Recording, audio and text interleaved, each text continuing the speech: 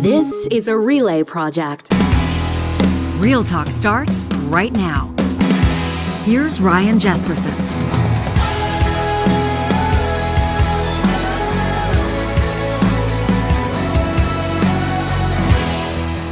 It's July 28th. It's Thursday. We appreciate you joining us on this episode of Real Talk. In just a second, Ashley Joannou is going to join us, a journalist reporting for the Edmonton Journal.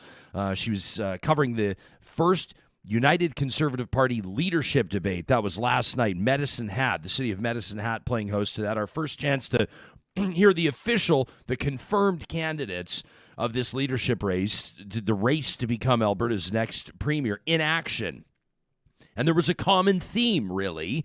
There seems to be a front runner in the crosshairs of all the other competitors, if you will. Now, will it play out that way by the end? We'll see.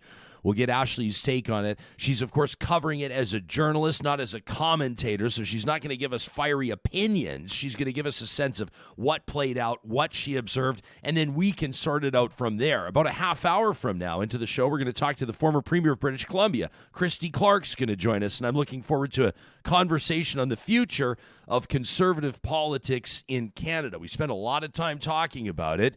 In our neck of the woods, as mentioned, in our home province of Alberta, that leadership race underway. I probably don't have to tell you the federal Conservatives are undergoing the same exercise. Also a pretty clear front runner in that race. At least that's what the perception is. Will it play out that way? Yeah, most likely. Pierre Poilievre's going to win the race, and will Pierre Poilievre be the next prime minister? Who knows? That's why we have elections. I'm looking forward to speaking with former Premier Clark on that.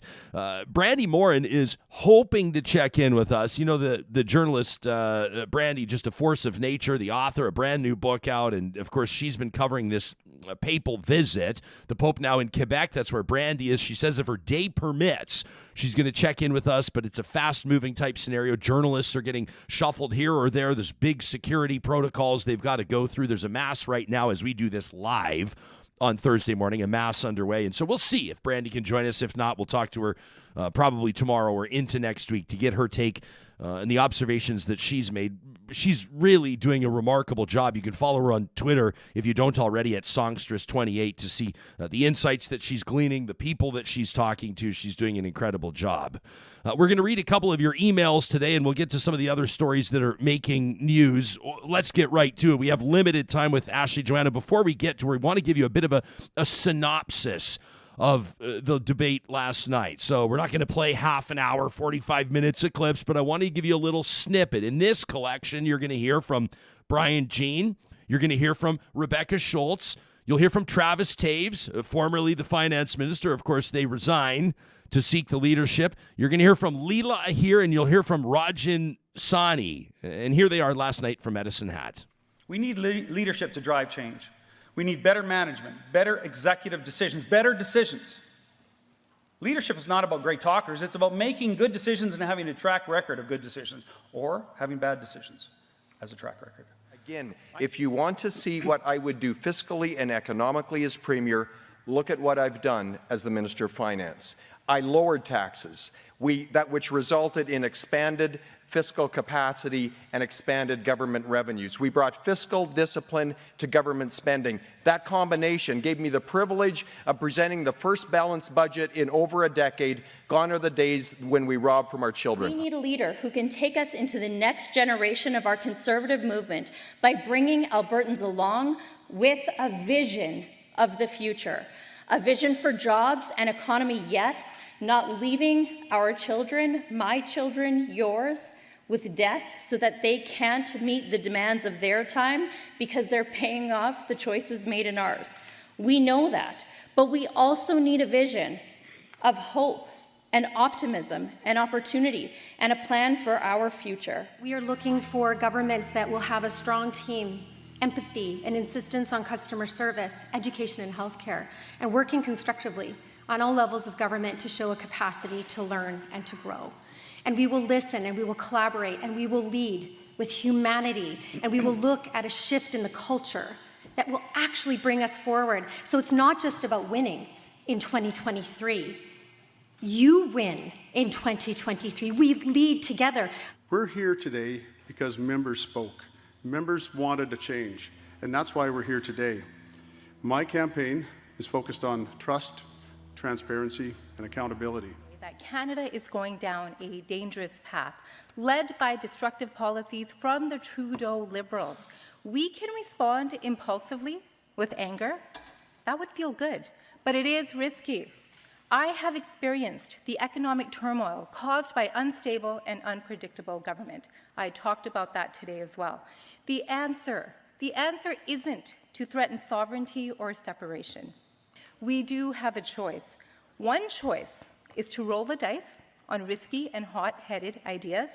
But if we lose that gamble, the losers are Albertans. It's all of us. That was Rajan Sani wrapping it up there. You heard the reference to sovereignty. It's a direct aim, isn't it? Danielle Smith and her crosshairs. Todd Lowen, you heard his voice as well, former MLA. You remember sitting as an independent most recently after being booted out of Jason Kenney's United Conservative Caucus. Ashley Joannou is a legislative affairs reporter for the Edmonton Journal. She's reporting now on politics in Alberta, has been for the last couple of years after nearly a decade practicing and honing her craft, journalism, in the Yukon. We're grateful to have her joining us this morning on the heels of this leadership debate. Thanks so much for making time for us, Ashley. It's nice to see your face. Your general impressions as a journalist, making these observations, you're probably paying attention, everything to the key words, to the focus of some of the comments, even the body language. What jumped out at you in this first debate? Right. Well, I think you touched on it a bit in the beginning. I think that the themes of the questions were set ahead of time to be about healthcare and the economy and the environment. But largely, Real Talk is hosted by Ryan.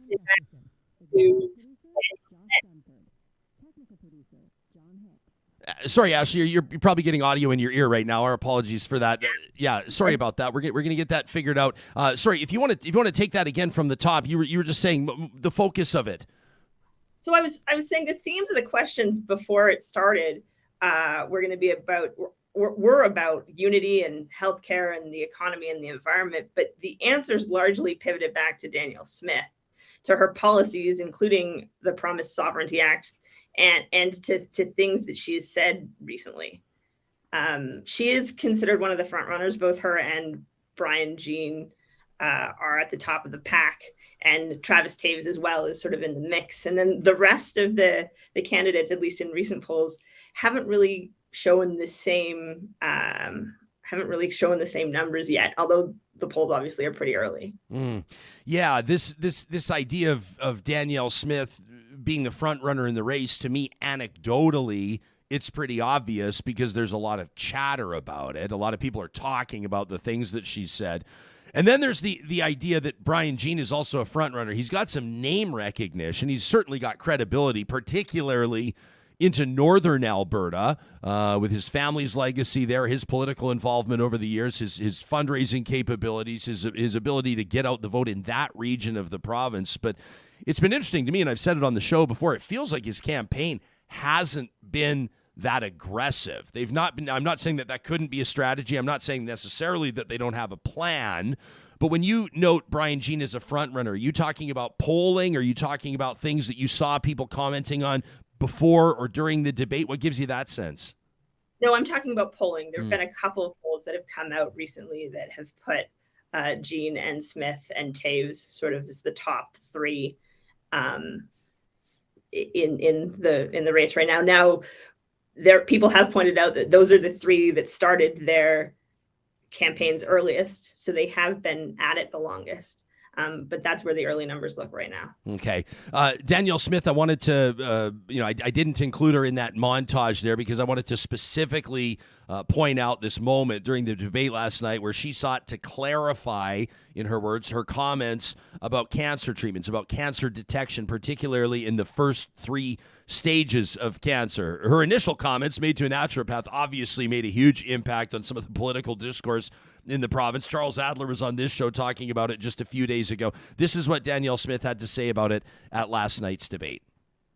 There are so many more options. If you diagnose early, then you can treat early. And that's what I was trying to say, albeit very awkwardly. But it's in that vein that is why I proposed health spending accounts, because we spend so much money on the back end when people have a disease that manifests, and we spend no money on the front end on prevention to keep people well. And so if we were to establish health spending accounts with $300 in it, we'd all be able to deal with the trauma of the last 2 years. Mental health, counseling, nutrition, dietitian, naturopathic doctors, chiropractors, physiotherapists. If we can start spending some money at the front end, I think it's going to be transformative in the system, and we will save money as people are not going into the system. And when we get into fall respiratory virus season, we're going to make sure that we have enough room to be able to handle that surge in patient load. It was an interesting context for her talking about that. For people that are just listening to the podcast, so it'll be the majority of the audience. These candidates are debating in front of like a medical rescue chopper, like a helicopter ambulance type thing. No surprise to see healthcare in the forefront. Did you get the sense, like based on even the body language of her opponents, did the clarification work? Do you think with the goal there to take some of the heat off the initial comments about the first 3 stages of cancer being completely within your control, do you think it was effective? I don't know. We'll have to see. It wasn't enough for the folks on the stage, for sure. Like they continued to hammer her on it and ask for an apology and say that she, shouldn't have said what she said and that it was offensive to people with cancer and people with family members who had cancer. So it certainly didn't satisfy the people she was debating against. Yeah. Ashley, there are a lot of ways that this race could play out, and I think that people would benefit to look back on some of the other leadership races, even conservative races in the province of Alberta. Ed Stelmach's a good example how it's not always the front runner that winds up the winner at the end. Can you clarify for us, and can you remind us sort of how this all works and the different ways that it could play out? I'm not asking you to pick horses, But it's not necessarily always the front runner heading into debates or coming out of the debates that winds up the winner. Right. So it's preferential voting, which means that voters get to rank their preferences for who they want. And then assuming no one gets a majority of votes in the first round, you'll go subsequent rounds and voters whose first choice gets knocked off the end of the list their vote will go towards their second choice until someone ends up with the required amount. I think that that's important to be aware of too, because if you think back to Jason Kenney's leadership review, the party had, forgive me, I think the number was something like 60,000 members. And that is part of what led to the controversy of moving the whole thing to mail-in voting, because they just had so many people. Yeah. So you've got the 60,000 members that were in place for the leadership review, plus the candidates are presumably selling memberships as they're campaigning. So who knows how many people will actually be eligible to vote by the August 12th cutoff, which is you have to have your membership by August 12th in order to qualify to vote in October. And the race is on now, right? The race is on right. to sell those memberships. Right. And then you add that to the fact that even in the early polling, 33, depending on where you look, at least a third-ish people are still considered undecided. So between the number of people, the fact that it's a ranked ballot, and the amount of undecideds, there's still a whole bunch of ways that this could shake out. Yeah. Ashley Joannou, I happen to know that your presence is required as they're getting set to record the Under the Dome podcast for Post Media. So I got to let you go. You're in your legislative office, right? You're under the dome as we speak right now, aren't you, relatively speaking? I am, in fact, under the dome, yes. Yeah, good stuff. Well, hey, listen, keep up the great work. I enjoy reading your coverage all the time, and it's nice to have you here on the show. I appreciate it. Thanks so much. Yeah, you bet. You can follow Ashley Joannou on Twitter as well. Of course, we release the handles. We let you know who's coming up on the show every morning from our official account at Real Talk RJ. It's going to be interesting to see. You get the impression, you get the sense that there's really nothing you can do, a candidate can do to control some of the public opinion or the buzz around a candidate, right? Danielle Smith's done a really good job of getting people talking about her and talking about her campaign. If you're on social media, if the type of person that when you get up in the morning or through your day, you check to see what's trending, you check to see what's going on. Her name has been trending nationally pretty much since her Real Talk interview a couple of weeks ago. Like on and off, sure, but for the most part, it's been this sustained trend, which is hard to maintain, or hard to sustain, maybe I should say. But her team is doing a good job of making sure people are talking about them. It's not all flattering. It's not all good, but in politics, that doesn't always matter. And so maybe it is a race for second place.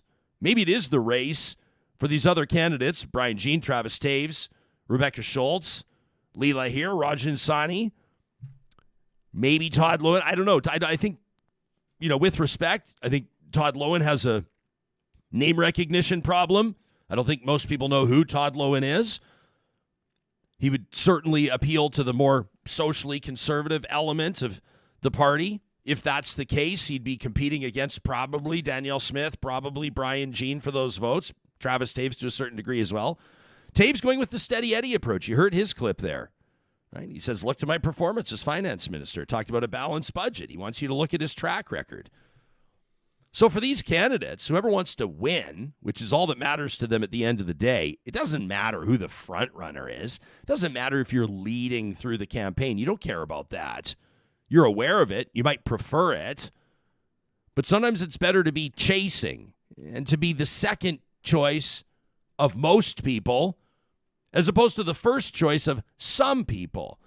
There are a lot of people that will say, for example, that Danielle Smith is their first choice, and then there are other people that will make her their dead last, right, on that ranked ballot. So she'll get a lot of points for first and, very few, if not none, for last. Whereas if you can be someone that's palatable, reasonable, is premierial a word? People always say in debates, can you come across as prime ministerial? Can you come across as premierial? What's the word? I don't know. If you can come across as that and be the second choice for most people, you can win this one. And the stakes are high. Premier. We'll continue to keep an eye on this. You can let us know where you're landing on it. If you watched the debate last night, of course, we'd love to hear from you. I see some criticism about the health spending account from Real Talkers, saying that $300 isn't going to go far at all. $300 is laughable, says Susan. Emma saying the same thing. You're not wrong. $300 doesn't go far. People will say, well, it's a mental health support. What does that get you? Like an hour and a half of counseling total? Probably. Counseling's about $200 an hour, approximately. Unless you're lucky enough to find someone that can do it for less, or perhaps you have other resources available. But we know that cost is the biggest barrier to most people finding the mental health supports they need. What about dental health? What about chiropractic? What about some basic prescriptions? You're going to go, what's $300 you're going to cover for my prescriptions? Maybe better than nothing.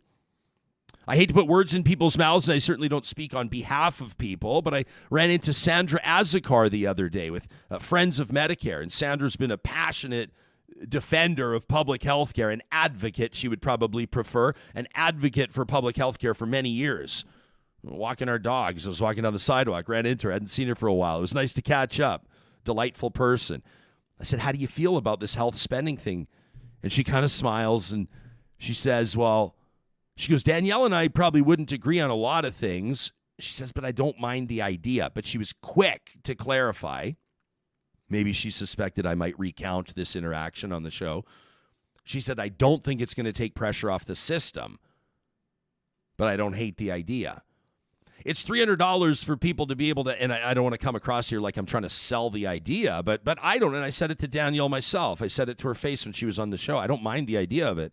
I think it's an interesting idea that somebody could pursue some treatment based on their own discretion of how they'd like their personal health challenge to be addressed, or perhaps it's a proactive measure.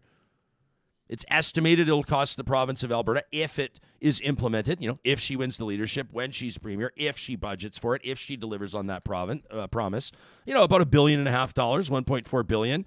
The provincial budget's just under $50 billion. So it gives you some perspective, some sense of it. But yeah, $300 doesn't go that far. Some of you will say, well, I'd rather talk about a national pharmacare program, or I'd rather talk about including dental health in what public health care covers. You talk to any dentist. Obviously they have an interest in it.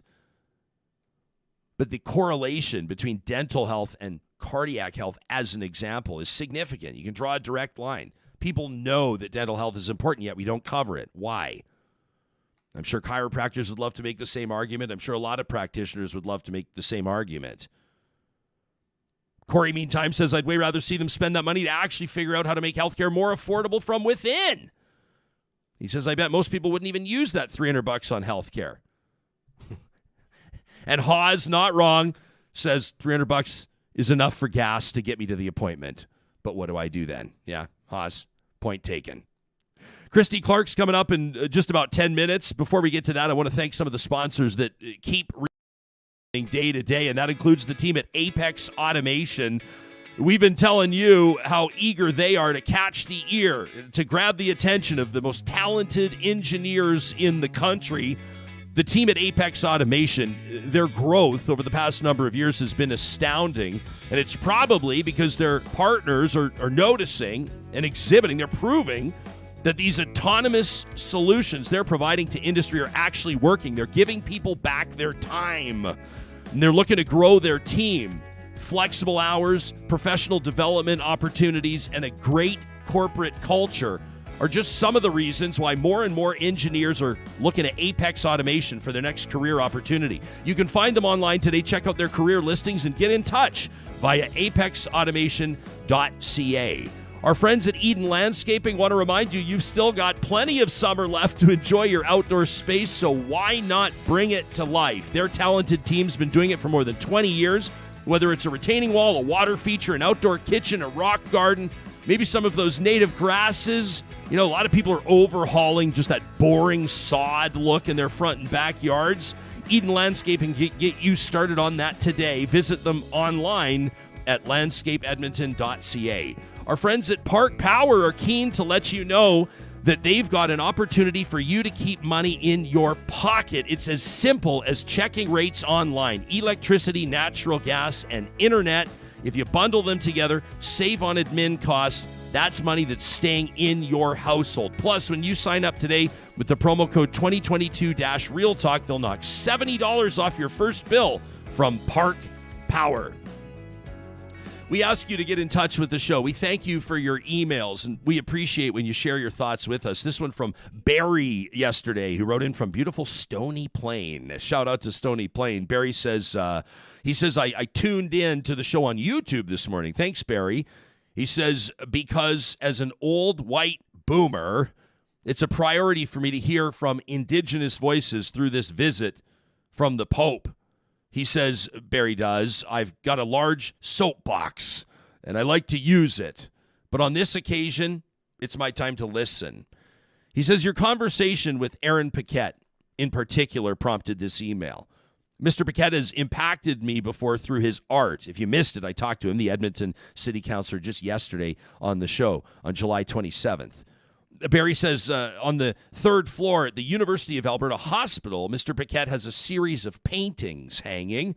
And twice, due to cancer-related surgeries, I was on that floor. And I took those nurse-encouraged recovery walks past those paintings. I would pause at each of them and try to make sense of the world. My wife told me just yesterday that when she visited with my 2-3-year-old grandson, both of them, they would pause at the paintings as well.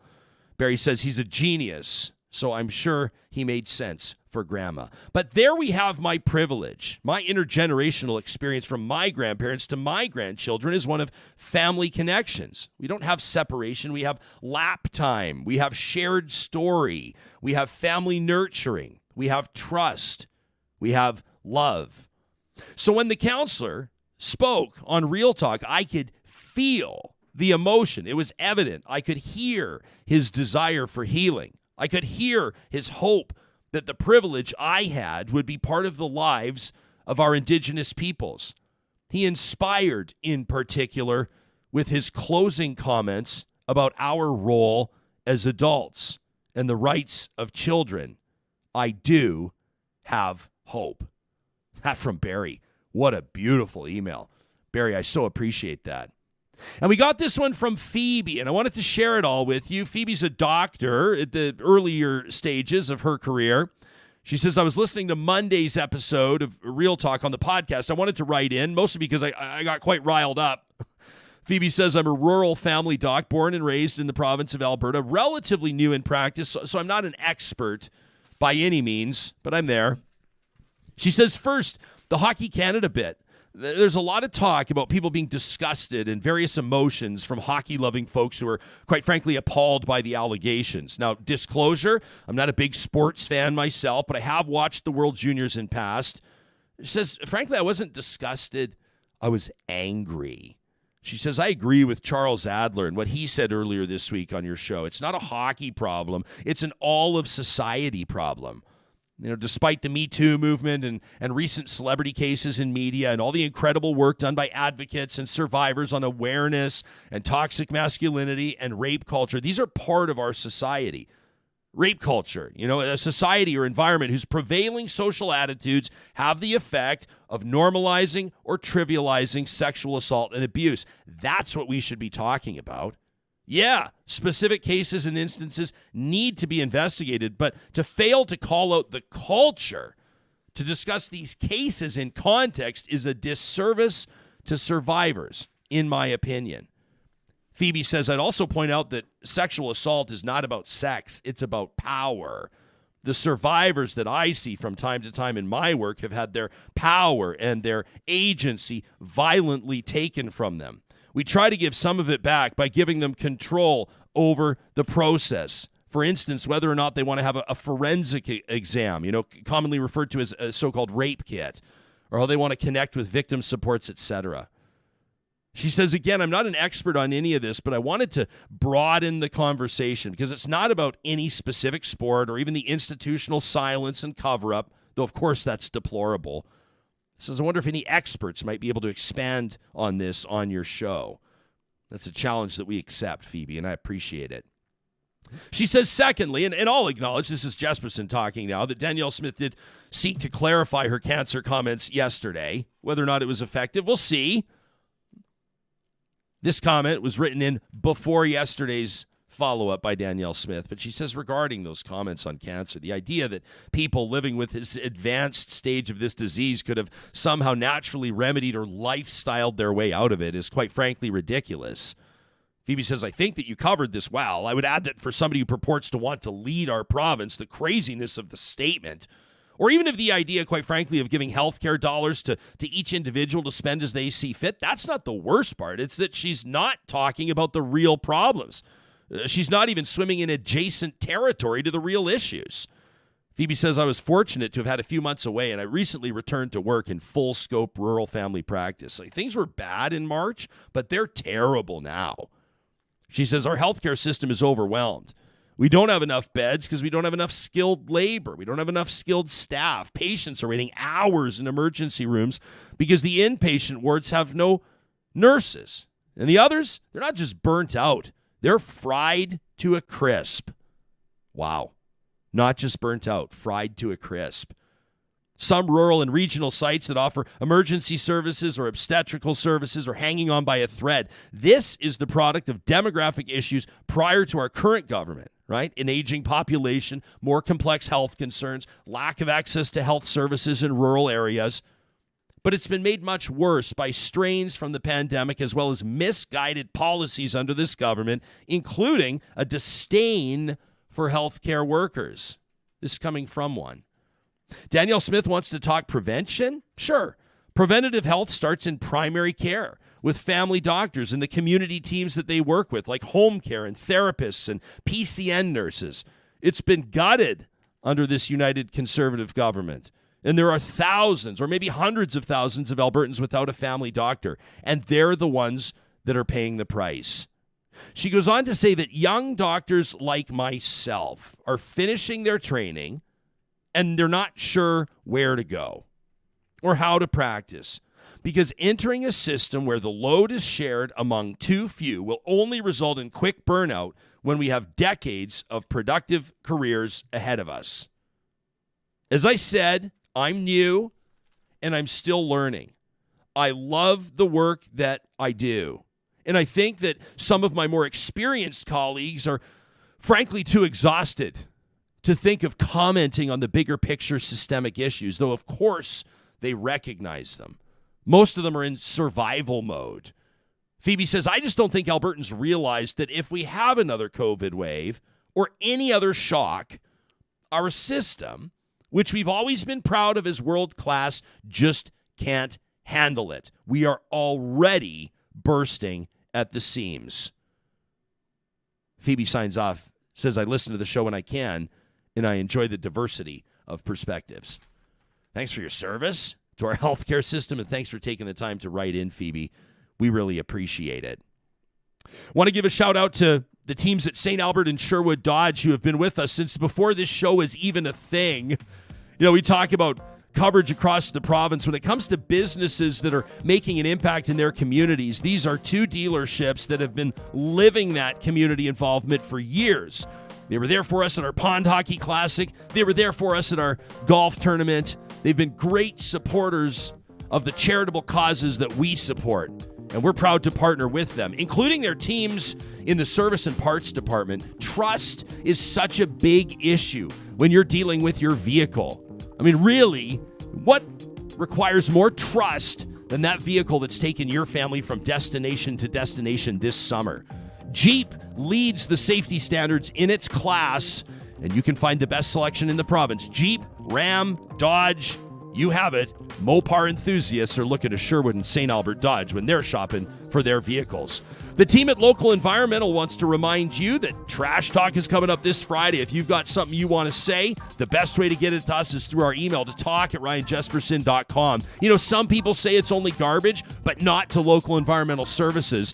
They believe that communities deserve better. Better service, better prices, and more support for local causes. They can show you how they can help with what you're planning, whether that's a home renovation, whether that's a big landscaping job that's going to require a front-load bin, or maybe it's a music festival. Maybe it's a block party you're throwing. You need some portable toilets and fencing. Look to localenvironmental.ca. Did you know the federal government has $40,000 available by way of an interest-free loan right now for Canadians that are looking to get solar panels up on their roofs? The team at Kubi Energy always handles the paperwork so you don't have to. There's another $5,000 up for grabs that you don't have to pay back. This is a federal government keen on seeing sustainable energy implemented into neighborhoods across the country.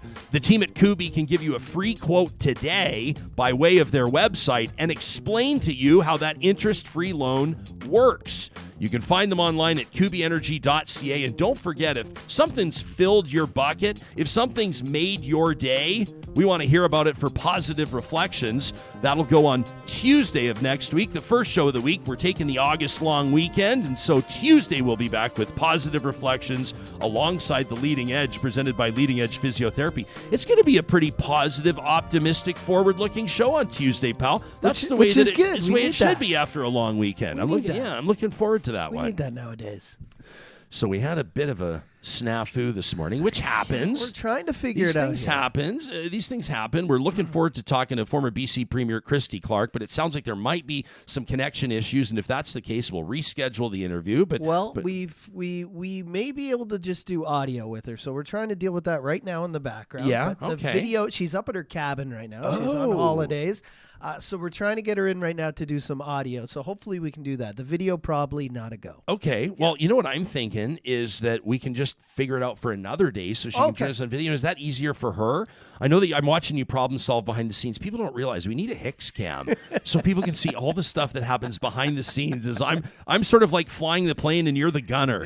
Yeah. You're keeping an eye out all around for us, and you're working with the rest of the team and with our guests and trying to figure this stuff out. But it's no problem for me if she wants to reschedule for tomorrow, whatever. You can just even let her know that. I mean, we're doing this live. This is kind of funny, but I can just get in touch with her after we wrap, and we can figure it out for tomorrow. Do you think that might work better for her? We will know in a minute or two. We'll know in a minute or two. Okay, good stuff. Well, I wanted to also just update you on a story from yesterday, and this is one that a lot of people are paying attention to. It's pretty hard to ignore, and that's the fallout from this Valbella gourmet food story. And we were talking to you about this yesterday. We had Dr. Christopher Wells on the show. Is it possible for you to call up the clip that we put out from our social media yesterday with Dr. Christopher Wells? This is an interview. He's the co-founder of Pride Tape. If you're not familiar with his advocacy, he's done a ton of great work at MacEwan University and working with LGBT youth. and has really been the type of individual that's been able to put into words why certain things are so important, or why certain things are so harmful, or why certain things are so impactful. The background to this story, if you haven't heard it, I suspect you probably have, but a Canmore-based business was solicited by Canmore Pride. They were asked for their support. It's the type of thing that happens when festivals are going on. They approach local businesses and ask them for their support. And the individual who claimed to be an owner of this company, it turns out he was the president, but he's the son of the owner, wrote back in an email that was pretty horrific. His comments in particular about trans people, his comments about the LGBTQ2S plus community, appalling. And Dr. Christopher Wells was able to talk to us about that, among other things as well. He talked about Hockey Canada and the culture there. He talked about the need for equity and inclusion in sport. We talked to him about a number of issues, but in particular, this Valbella story. And in particular, why festivals like Pride are so important. He talked about the damage that words can cause, and he talked about what he thought would be an important step. He wants to see the RCMP speak with the individual that wrote this email. It was an interesting take. Here he was on yesterday's Real Talk. It's incredibly harmful because race, there's kind of been a lot of speculation. Okay, we're getting Stephen Harper's voice and Chris Wells' face. It's kind of one of these days. It's like a late July day, and these things are happening. It's telling me that what we need to do is get our hands on a Caesar and hit a patio for the rest of the morning. What do you think, pal? Oh. All right, here's Dr. Christopher Wells. It's incredibly harmful because these kind of stereotypes lead to a process of dehumanization that leads to violence. Incredibly harmful because these kind of stereotypes lead to a process of dehumanization that leads to violence, which is really why I think that the RCMP should be involved in a situation like this and investigating this as a hate incident. It might not meet the threshold of a hate crime, but I think it's important that they go and they talk to this individual and talk to this company and say, that this kind of language is, problematic because it can lead to more serious consequences of violence. So this prompted an interesting conversation online. His assertion that he wanted the RCMP to have a conversation with this guy, with the guy that wrote the email. And I thought that it was interesting in the sense that you don't typically hear someone make that assertion, right? There's the idea that the business, if it's spoken on behalf of a business owner, that the business should pay a price. And boy, is it ever. And there's the understanding that the individual should be held accountable. But what does that accountability look like? And some of you chimed in on Twitter when we push out clips from every show. We let you know. We give you a little snippet of the interview, and then we send you the link to let you know where you can listen to it in its entirety. And Brian made the argument that said, hey, listen, this guy's got to have the same freedom of speech that David Suzuki has. John said, I agree. He said the views can be repugnant, but they need to be held accountable in the court of public opinion. Asking for criminal accountability for every slight helps no one. Meantime, Merity says that's not a slight, and yes, it does help. And Meg says not if there's not criminal activity, it makes the gesture a failure. Christy chimed in and said it's repugnant, but it's not criminal. The conversation was private. And Mr. G says what's troubling to me is this regurgitation of this sort of GOP, the QAnon conspiracy rhetoric. People are being radicalized from church pulpits. We don't make necessarily all the time definitive statements on how something should play out or the right way or the wrong way to address something. A lot of the times, the role of a show like this is to solicit opinions and have conversations with one another. And we encourage the continuing conversation, not just on this story, but on the other ones that you hear about. How's Christy Clark looking right now? Do we have video? Are we able to get her in on video? We don't have video, but I believe we have audio. Okay, you know what? I'm pretty keen to get video. I'm pretty keen to have that because I want to make sure we connect with her. It's going to have implications for our social media and our YouTube channel and all that. So we're going to wrap it. It's okay. I'm going to get Christy Clark. I'm going to follow up with her. We're going to get her on the show on another day. No worries. This is going to be a shorter edition of Real Talk, which is totally fine. Guess what? It's my wife's birthday today. This is the universe telling. This is the universe telling me. No, she's not going to listen to today's show. She just woke up to a platter full of cupcakes and an oat milk latte. So I'm pretty sure she's enjoying herself on the back deck right now. It's the end of July, my friends. It's a beautiful day. Sometimes these things happen, and that's okay. We're going to reschedule with Christy Clark. I'm looking forward to that conversation, the former Premier of British Columbia, on the future of conservative politics in Canada. And we invite you to participate in these conversations, too. When we say we want to hear from you, we mean it. We've got some great conversations booked for tomorrow and into next week. In the meantime, spend some time with family and loved ones today. Go enjoy that great weather. If you're out on the golf course, may your drives be straight and your putts be long. And make sure you let the people in your lives know how much you appreciate them.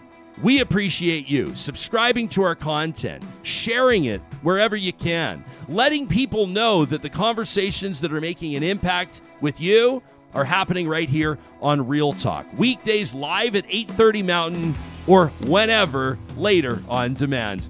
Thanks for it. Have a great Thursday. We'll talk to you soon.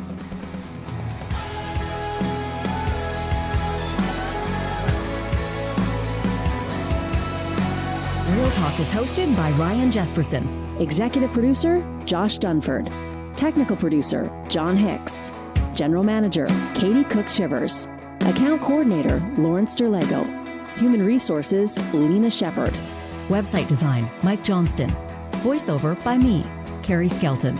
Real Talk's editorial board is Supriya Dwivedi, Ahmed Ali, Brandi Morin, Ann Castleman, Corey Hogan, Harmon Candola, Catherine O'Neill, and Chris Henderson. Member Emerita, Julie Rohr. Real Talk is recorded in Edmonton, Alberta on Treaty 6 territory, the traditional and ancestral territory of the Cree, Dene, Blackfoot, Saulteaux, and Nakota Sioux, home to Métis settlements and the Métis Nation of Alberta. Real Talk is the flagship property of Relay Communications Group Incorporated. All rights reserved. For more, check out ryanjesperson.com.